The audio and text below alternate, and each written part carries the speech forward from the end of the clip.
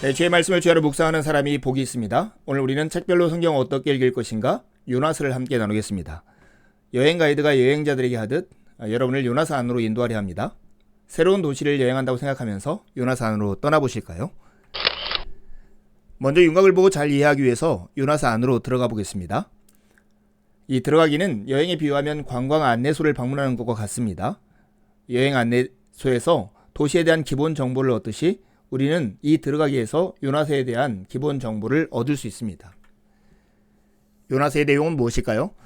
하나님은 순종하기를 꺼려하는 한 선지자 곧 요나를 통해서 이스라엘이 미워하는 적국들 중 하나 곧 아수르에게 긍휼을 베푸신다는 내용을 요나서가 말하고 있습니다. 요나서를 기록한 선지자는 요나이고요. 그의 이름의 뜻은 비둘기입니다. 열왕기하 14장 25절에 요나에 대한 기본 정보가 나오는데요. 여로보암 2세의 통치기에 예언활동을 한 아미떼의 아들입니다.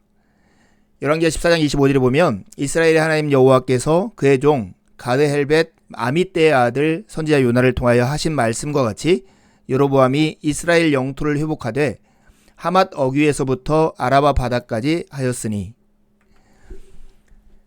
요나서의 강조점은 하나님 그리고 이방인들 그리고 이스라엘입니다.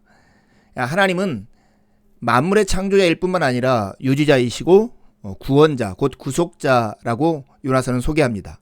그리고 하나님의 매우 중요한 특징은 이방인들, 특별히 니느웨로 대표되는 이방인들에 대해서 긍휼을 베푸시는 분입니다. 반면 이 하나님의 성품과 대조해서 이스라엘의 어떤 모습이 나오는데요. 열방에 대한 하나님의 이 긍휼을 인정하지 않으려 하는 이스라엘의 모습이 요나서에 묘사되어 있습니다. 그 대표적인 사람이 요나인 것이죠. 이제 들어가기 위해서 본 내용에 초점을 맞춰서 요나서를 둘러보기 하겠습니다. 이 둘러보기는 여행에 비유하면 전망대에 오르는 것 같습니다. 전망대에 오르면 도시 전체를 볼 수 있듯이 이 둘러보기에서 우리는 요나서 내용 전체를 한눈에 볼 수 있습니다. 요나서는 1장과 2장 그리고 3장과 4장이 서로 마주보고 있는 것처럼 대칭을 이루고 있습니다. 평행 구조를 이루고 있는 것이죠. 요나가 소명받는 장면, 요나의 소명에 대한 반응, 임박한 재앙, 이방인들이 임박한 재앙에 대해서 반응하는 것, 요나의 기도, 그리고 하나님의 응답이 계속 대칭해서 평행 구조처럼 나타납니다. 그래서 이 두 단락을 이렇게 나눌 수 있는데요. 요나의 첫 번째 소명이 1장과 2장이고 두 번째 소명이 3장과 4장입니다. 1장에서 요나는 하나님의 소명에 불순종하죠. 그 다음에 2장은 하나님의 구원하심을 받은 요나의 감사의 기도, 회개가 나옵니다. 3장은 하나님의 소명에 요나가 순종해서 니느웨에 가서 하나님의 뜻을 선포하는데 니느웨가 회개하는 장면이 나옵니다. 4장은 요나의 분노, 불평과 하나님의 긍휼과 사랑이 나타나는 장면이 4장에 나옵니다. 여러분, 요나는 이방인을 향한 하나님의 사랑 이야기입니다. 예언적인 말씀의 모음이라고 볼 수가 없죠. 그 말씀보다는 오히려 이스라엘이 미워하는 일부 이방인들을 향한 하나님의 사랑을 서술하고 있는 책이 요나서입니다. 하나님은 이방인들과 아무 관계도 맺지 않으려 하는 요나 선지자를 통해서 당신의 사랑을 이렇게 절절하게 표현하고 있는 것입니다. 이제 들어가기 위해서 본 강조점에 초점을 맞춰서 요나서 안에 있는 몇 가지를 주목하려 합니다. 이 주목하기는 여행에 비유하면 박물관에 가는 것과 같아요. 박물관에 가면 도시의 역사와 문화, 나아가 그 도시가 중요하게 생각하는 것들을 엿볼 수 있듯이 우린 여기 주목하기 위해서 요나서의 역사 문화적 배경과 신학을 대략적으로 엿볼 수 있습니다. 요나서의 이야기, 이 이야기와 가장 비슷한 성경의 이야기가 있다면 아마 예수님의 비유일 거예요. 예수님의 비유를 보면 말하는 사람, 화자가 자신의 청중 독자들을 이야기 속으로 끌어들이죠.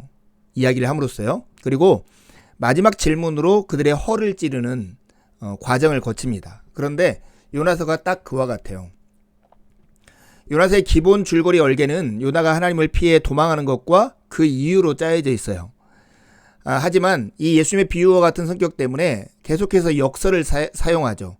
신학적인 핵심을 강화할 목적으로 도처에서 사용하는 역설들이 군데군데 나옵니다. 이야기 속으로 끌어들인 다음에 마지막 질문으로 허를 찌르는 예수님의 비유와 같이 요나서는 마지막을 이런 질문으로 끝내요. 요나서 4장 10절과 11절인데요. 여호와께서 이르시되 내가 수고도 아니하였고 재배도 아니하였고 하룻밤에 났다가 하룻밤에 말라버린 이 박넝쿨을 아꼈거든.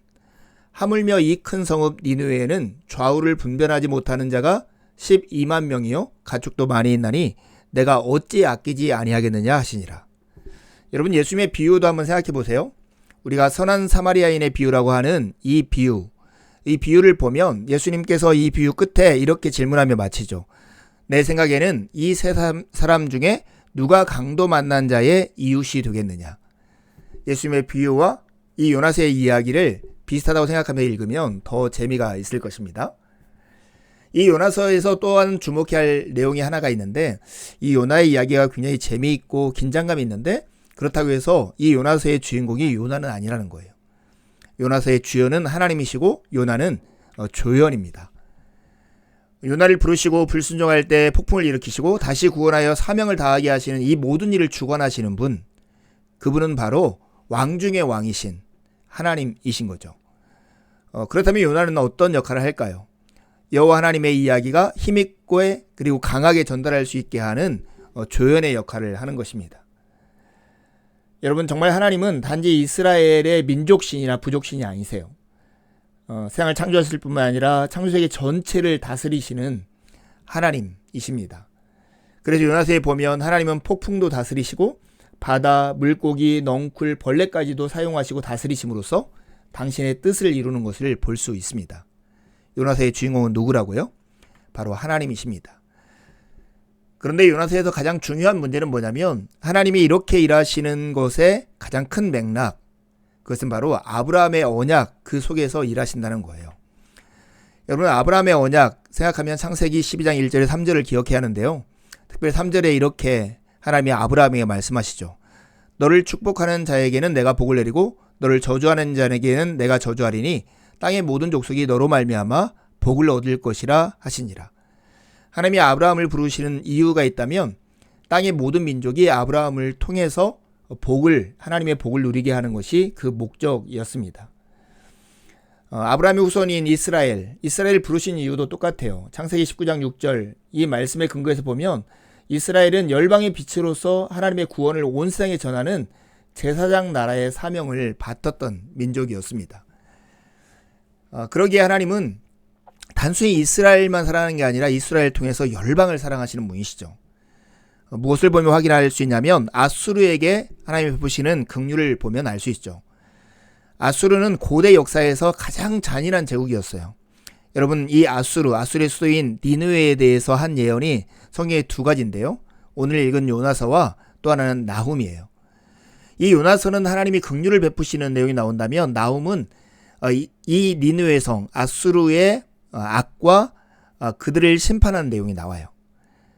그러나 하나님은 이러한 백성, 이렇게 잔인한 제국에게도 회개할 기회를 주시고 요나가 분개한 이유가 오히려 하나님의 자비가 넘침을 보고 불공평하다고 원망하고 분개하는 걸 보면 하나님의 긍휼이 얼마나 큰가를 우리가 더 알 수 있겠죠.